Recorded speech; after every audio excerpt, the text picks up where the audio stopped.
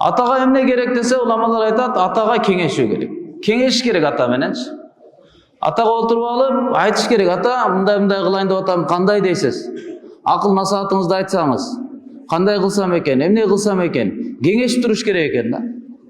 Адам баласы жаңы дүйнөгө келгенде атасына болгон көз карашындай болот. Атам бардык нерсени билет, эң күчтүү, эң бай, эң мыкты адам, супер адам ушул дейт да.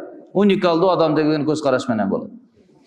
Бир аз чоңоюп калгандан кийин, эми атам деле көп нерсени билет деп калат экен да. Мындайча айтканда билбеген нерсеси да бар экен деп, атасынын көз карашында атасы бир аз төмөндөй түшөт. Анан дагы бир аз чоңоюп алгандан кийин атам эч нерсени билбейт деп баштайт. Такыр түшүнбөйт атам.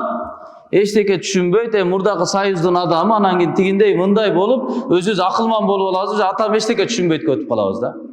Анан дагы бир аз чоңоюп, үйлөнүп, бала чакалы болгондон кийин, анан атам көп нерсени билчү экен деп калабыз да.